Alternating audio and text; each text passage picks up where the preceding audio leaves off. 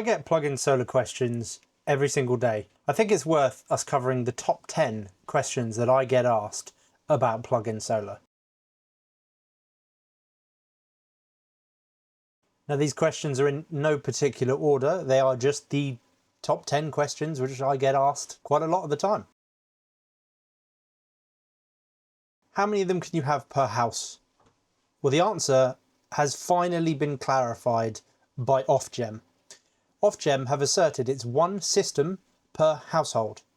System being 800 watt microinverter with 2 panels.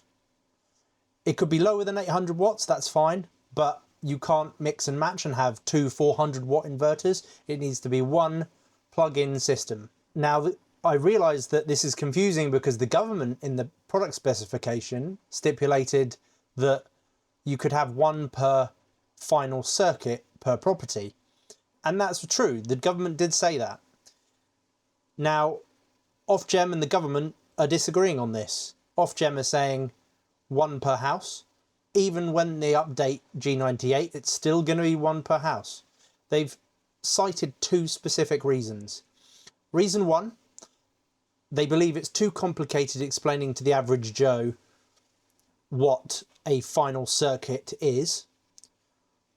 And for a second reason, they are unsure on the popularity, they're unsure on predicting the future popularity of plug-in solar, and they're unsure that if they allow people to have potentially 3 systems per home, if you've got a radial to your garage and an upstairs and downstairs ring main, that the uptake will be so large that they won't be able to balance the grid correctly. Those are the 2 reasons they've stipulated. That's why, for now, at least, they have left the door kind of open that potentially in the future they might look into it again. But for now, it's going to be exactly the same as Germany, one per house. And that goes completely against what the government have outlined. It's really interesting. I'm really interested to know what Desnes thinks about the loggerheads that's kind of going on here between these different departments and different groups. But yeah, this is what's final for the 27th. It's going to be one per household.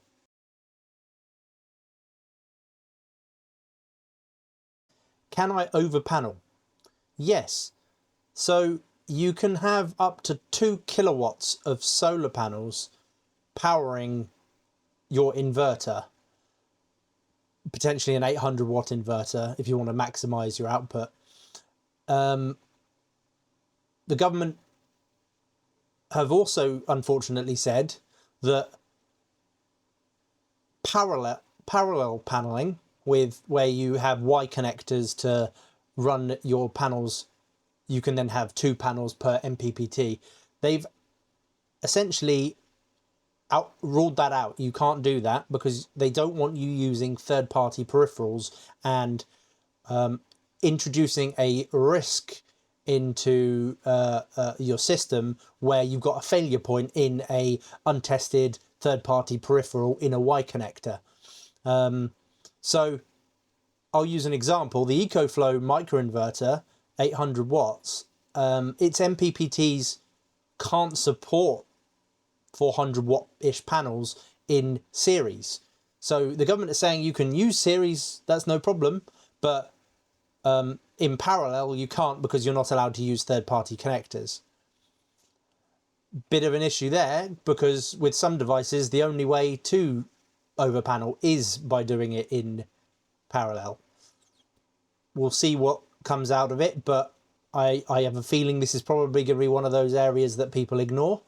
But given the spate of fires from full solar systems recently, and the reports chalking them mostly up to third-party peripherals being the points of failure, there might be something in it.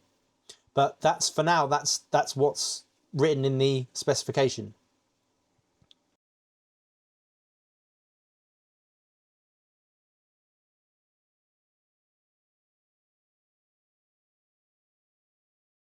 Can you buy a plug-in battery? The answer's yes, you can buy one, but plugging it in and backfeeding is not allowed. So in theory, you could buy a DJI Power 2000 and have it charge from the solar in your house and through your solar panel, from your solar panels running around your house's ring mains before it is exported. You can do that because the product's allowed to do that right now anyway. You can buy a DJI Power 2000, plug it in, charge it up. So in theory, all of the plug-in battery systems that are available on the market right now and the ones that are about to launch will also offer that functionality. Essentially, they become UPS devices. So imagine potentially that you have problem sleeping and you have a CPAP machine that you need to have run overnight, and you don't want to risk a power cut happening and the device shutting off because there's no power. So you could have one of these plug-in solar systems, well, one of these plug-in battery systems in your home that charges up only, and then use the AC port on the devices to run your peripherals or whatever thing you need to run in your house. That's allowed. So yeah, the thing that's specifically not allowed is that you can't use a plug-in solar battery to backfeed power into your house. That's the bit that is still not allowed.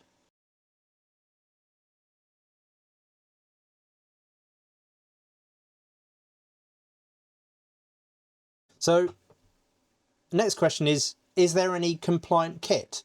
Well, I've been checking the ENA database every single day, and finally there is some compliant kit on there for the plug-in solar category.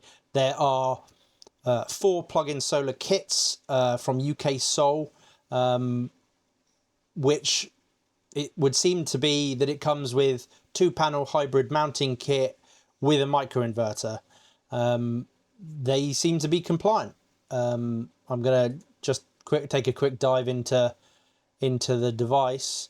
But yeah, it's the model number is UKSOL Plug-in Solar Advanced 920 watt 2-panel hybrid mount kit. So finally some plug-in solar kit has appeared, which could be compliant on the 27th. So you could potentially see this UKSOL package being sold at somewhere like B&Q or Argos or whatever retailer that this package is going to go out to. It's the first time any compliant kit has appeared today, the 19th of August. This compliant kit is available on City Plumbing, but it is extortionately expensive for what it is. It's panels and microinverter in one kit with kickstand mounts, but it's up for £965 for a 900 watt system. So just because it exists doesn't mean it's good value. So just pay attention to that. The whole compliance is going to, over the next 7 or 8 days, I think is going to be a lot more clearer. And if it requires another video, I'll do it. But in terms of checking the ENA database, it's the best place to check. You'll see in there, you can order by plug-in solar as a category, and you can find out which systems are compliant. It seems like the government's plan for systems to be a full kit is going ahead, and I'll cover that in another question in a minute.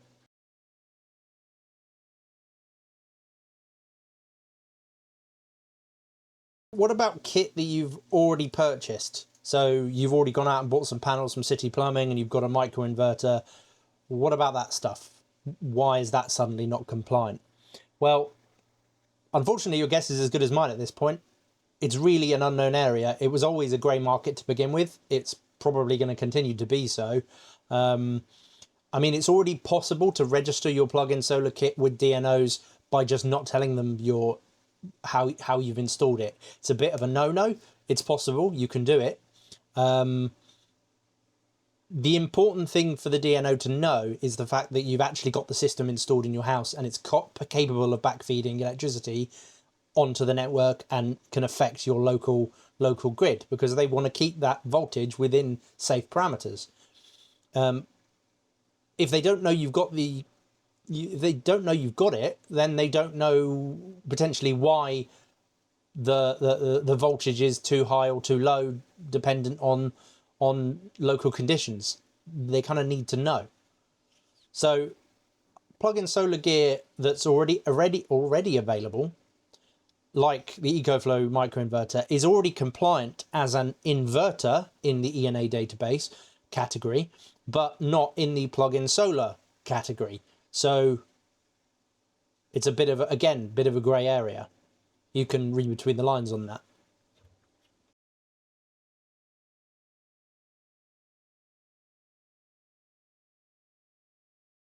Directly on from that, then what is a kit? Because the government said that a kit needs to be purchased for it to be compliant. And it looks like that what they mean by that is everything in one. The panels, the microinverter, the mounting brackets, all as one package. Now, in some ways, I think that's good. It's a way of simplifying it, so you can imagine a section in Lidl or B&Q where you could just walk in and walk out with exactly all the right stuff. In another way, it's really annoying because some people might not want some kind of the mounting brackets that are available. They want to mount them in a different way. So potentially it's a little bit anti-consumer, and some people are going to want to be able to build their own system a bit like Lego, as long as it's from compliant equipment that actually has been ENA tested and things like that. So yeah, my thoughts on that are a bit conflicted. But yes, it looks like on the 27th there will be kits available for you to be able to purchase as one package.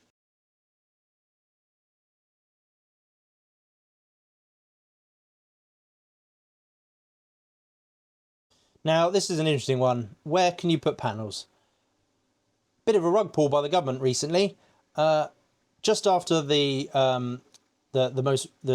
product specification was released, the government decided, oh yes, but we don't want people mounting plug-in solar equipment to their fences and things like that.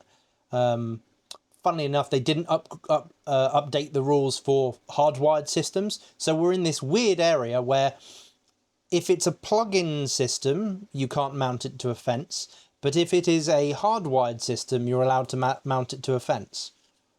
Riddle me that. It's really confusing. People are not going to understand the difference, and people are just going to do it anyway. So the government can kind of spin on that one, I think, because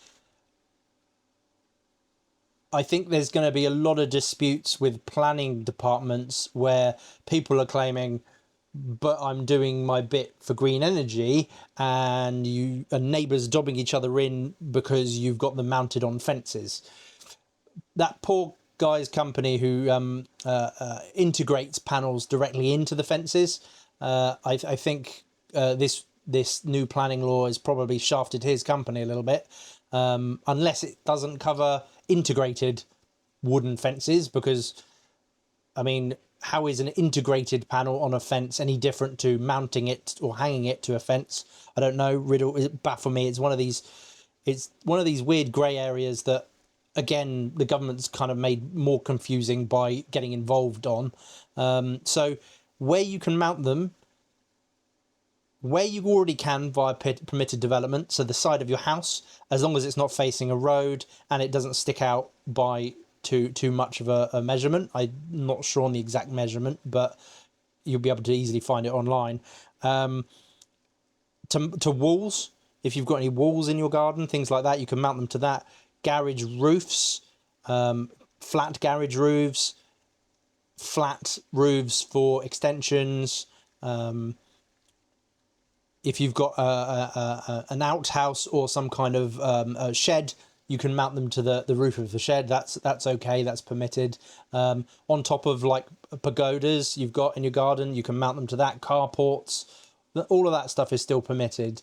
It's just fences seems to be a contentious area.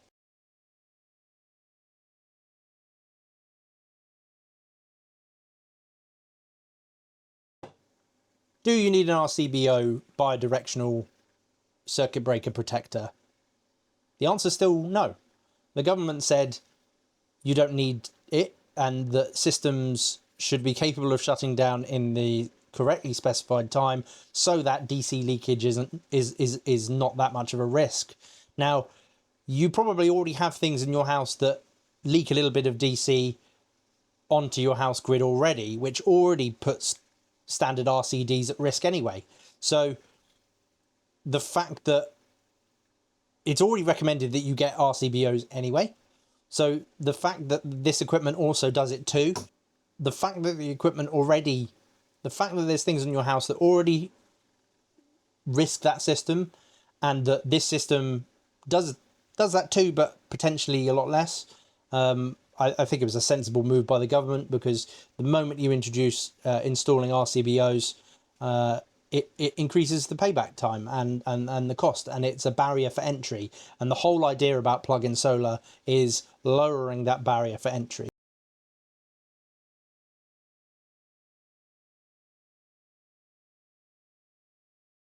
Can I use an extension lead?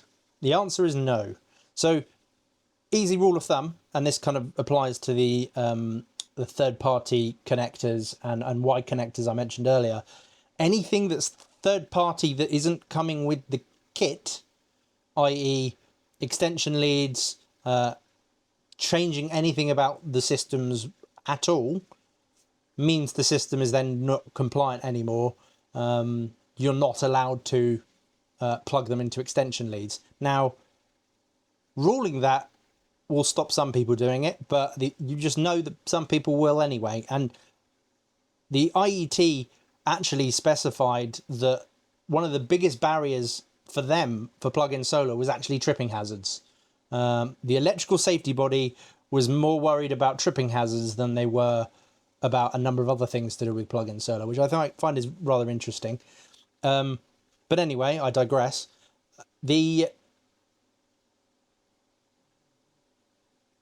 Using extension leads is already probably not a good idea, because it's another point of failure, like I mentioned earlier. And they're all built to different specifications and qualities, and you might buy one that's not designed for outdoor and IP65, 67 rated use outdoors. So again, it's another potential point of failure that the government are really just wanting people to avoid. Now, I wonder how many of you watching this have plugged a 2 kilowatt space heater. I wonder how many of you watching this have plugged a 2 kilowatt space heater into an extension lead, because that's really not allowed either. Moving on.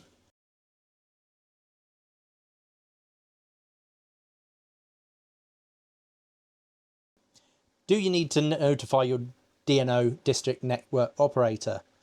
Yes. So they need to balance the grid, and they need to know that you've got the equipment. Now, I did an article on the blog a few days ago where someone reached out to me on the Discord and told me that they did a DNO. They did their G98 to their DNO, UK Power Networks, and they came back saying, "Oh yeah, you don't need to do a G98 for plug-in solar. It's not needed." Well, that's interesting, because other DNOs say it is, or for any generational set on your house grid. Where I meant plug-in solar, the user was using plug-in solar. So I found that very interesting.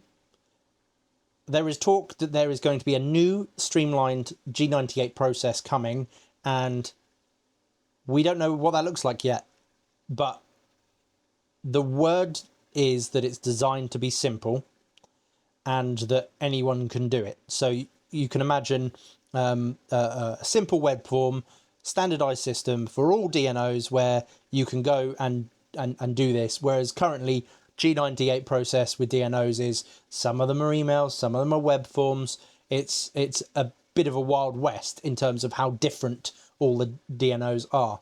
So yes, you will still have to do it, but the system that it will become a lot more simple. Yes, you will still have to do it, but it will become a lot simpler. Do you need to do a G99 application if you already have plugins, if you already have a solar system? Again, yes. You're adding more generational capacity to your home's grid, and you can potentially export at higher than your currently agreed rate. But, and I say this but this is not any kind of advice, it is just my thinking. Imagine you've got a G98 with 3.68 kilowatt export limit. You'll know how much your solar exports at max peak capacity. You need to ask yourself the question, have you ever seen it reach that maximum? If the answer is no, then you need to ask, well, then you could potentially ask yourself the question, will adding 800 watts at maximum, which you probably won't ever see because 800 watts would be at the ultimate conditions, not too sunny, not too hot, the height of summer, would adding 800 watts of extra maximum capacity take you over that number? And if the answer is no, maybe you could read between the lines. Now, I don't have a full home system on my roof. All I have is plug-in solar. So this doesn't really apply to me at all, and I don't really have any skin in the game on this one. But knowing whether or not you reach that maximum will be an interesting thing to know. Plug-in solar is really designed to cover your baseline capacity for your house, to cover your phantom load, power the things in your house that are running all of the time, that never get a break. Your fridge, your router, potentially like a UPS or hard drives or something like that in your home. It's designed to power those things. It's not designed as a system that is going to be exporting at full power the entire time. So yes, you should contact, you talk to your district network operator about the fact that you've added extra generational capacity to your home grid. 100%, that's definitely what you should do. I am also like to talk theoreticals because it gets asked in the questions all of the time. So, but yeah, do not consider anything I'm saying here any sort of advice whatsoever. If you have any burning questions, please dive into the comments and let me know. I'm happy to answer anything. Check out our website. We've got a newsletter that goes out every Friday with the latest news. There's been a lot recently because there's been a lot of changes and things move quickly. So some of the articles go out of date incredibly fast.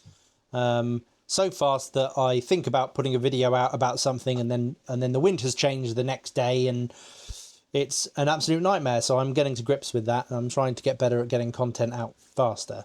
Some really exciting things have been happening to do with the channel and the website over the last few days. Some of them are probably going to be coming out very soon. So keep an eye, like and subscribe. I'm looking forward to seeing you in the comments. Cheers, guys.